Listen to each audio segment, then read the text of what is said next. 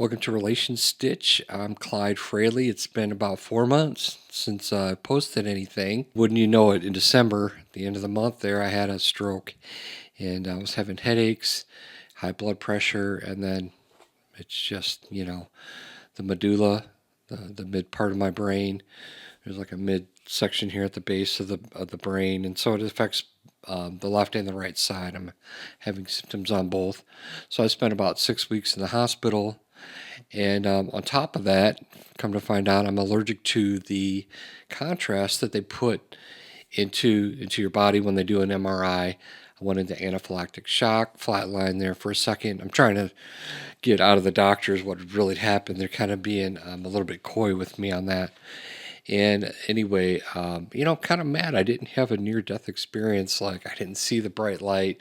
Maybe I should be concerned about that. I don't know. But I feel like I got robbed. Like, I went all through this. I'm like, I want to see heaven or something. But anyway, I'm home now, and I'm doing a little bit better. But like climbing the steps to get up here to the studio and to fight off the fatigue, it's been really hard. And still have a little road ahead of me. And so I just kind of want to let y'all know that I am doing better. And I wanted to thank you for all the prayers that have gone up. I got people all over the country praying for me. I got family and my church family, and everybody's been so awesome and visiting with me. And that has made a huge difference. Watching YouTube videos and seeing other people's experience with the stroke, it can take years, 5, 6, 7 years to come out of that. And they lose their memory and their speech. And as you know, they can be paralyzed. And so what I'm going through is pretty mild compared to that. But I still have some work to do. I'm seeing clients 1, 2 days a week, just a few, to just try to get back into the flow of things and to keep myself moving forward and doing the exercises and walking and all that. And so the other reason I wanted to post today was to encourage you to not lose sight of your call. Don't lose sight of your purpose. I found myself, while going through this, getting into that woe is me thing. I'm on the couch, I can't see, I can't walk, I don't have balance, and I'm frustrated, and it's easy for me to clock out and say, well, I can't do anything anyway. I'm just going to lay here and go to sleep and rest. And I do have to rest. And so a big part of that is legitimate, but the other piece is it's easy to get into this woe is me victim mentality, but I refuse to do that.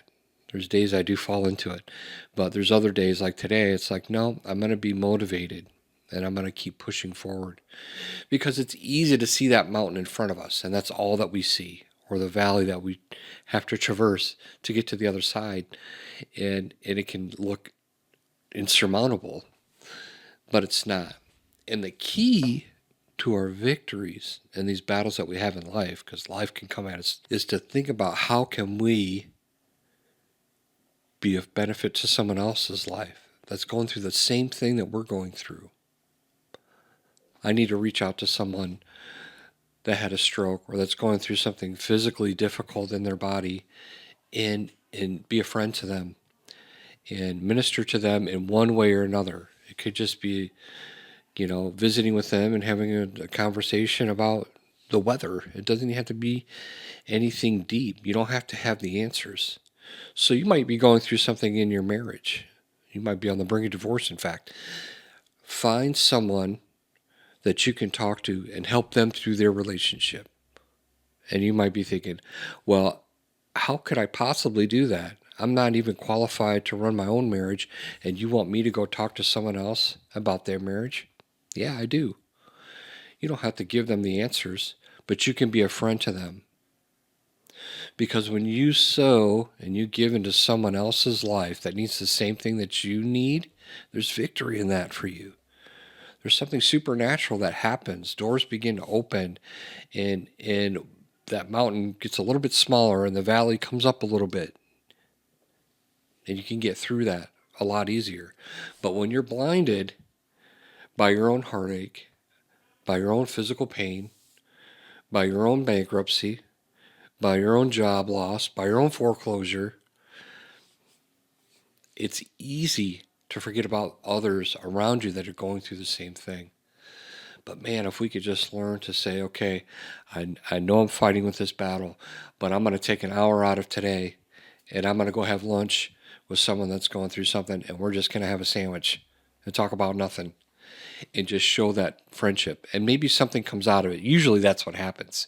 You don't have to show up having the answers, but you'll be surprised that during that conversation, something significant will happen. You'll get a piece of wisdom out of that, or it could just be enough to encourage you and give you the faith and the strength and the courage to make the phone calls you need to make, or to get some strategies in line to help get you through what you're going through. Okay, and so that's what I'm doing.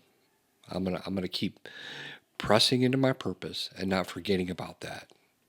Now, for me, it can be easy because that's my job. It's like I literally meet with people every day and help them with their marriage and with their life and figuring out a better way to do those things.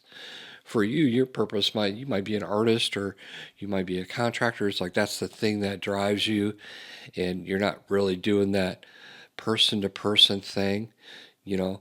But I think everyone should try to figure out a way to interact with others and to help them in some meaningful way, even if it's not every day or all the time, because that's what makes the world go round. We got to help each other. We're part of a community and friends and family. And when we can lean on one another, you're going to get some strength out of that. And it's going to help you get you on the other side of whatever it is that you're going through. And, Stephanie, I'm going to get her in. We're going to do a podcast soon because she went through stage 3 breast cancer, like all of it, radiation, chemo, she had a mastectomy and all of it. And she's so tough. But what she became on the other side of that, my God, she's like a fire for the Lord and stronger now than she's ever been. I would never wish that on somebody. But what I noticed is when we go through difficult things in our life, what we become on the other side is amazing. Like our family is different now on the other side of her breast cancer treatment. We're stronger, more resilient. We pressed in. We didn't give up any ground. We lost ground, but we ran back and we took it. Like we lost our house in the Woodlands, but we pressed in. We said, no, we're not going to lose any ground out of this. And the Lord blessed us with where we're at now, And that's another example, actually, of that was a mountain for us. That was really hard because the market wasn't right, but we felt like the Lord said, I want you to go and get your house back. So we did it, you know? And so that was a mountain to us. And then we heard the Lord say, I want you to sow into somebody else's house. And so the Lord impressed on us a family, and we sowed into them. And wouldn't you know it, the doors opened for this to happen in a market that was, and in an area that's basically impossible for it to happen. It was definitely a miracle. Okay. And so when we didn't even have the resources, because we had it, we invested everything into the house. Building a brand new house is cheap, right? And so, but if you just listen to the Lord, and go with your gut and follow your instincts, somebody will stand out in your mind. Someone will come into your life. You're like, yes, that's the person that I need to invest in. And not just so that you get yours. I'm not saying that. Go out there and you do this so that you can get all this benefit. No, that the byproduct is you getting blessed. Really, the main thing is you bless them and help them through their situation, and then press down, shaking together, running over. All this stuff will come unto you. And so, but anyway, I'm going to circle back to Stephanie and the breast cancer, and so I want to do a podcast with her and really go deeper with this subject in how these difficult times in our life, how they forge us and they make us stronger and they temper us. And so I'm excited to see what's going to be revealed in my own life. Pastor Mackey always preached this message about the dross, and we're going to be refined in the fire, and you're going to scrape off the crap, right? And you're going to have something that's pure in the end. And I always have that vision in my mind, when the Lord is refining us in these difficult times. Let the Lord do that in your life. I'm not saying He put those things on us, but man, He sure has a way of flipping it and making everything, better for us on the other side. So stay encouraged, find someone to help. Don't get weary in well doing.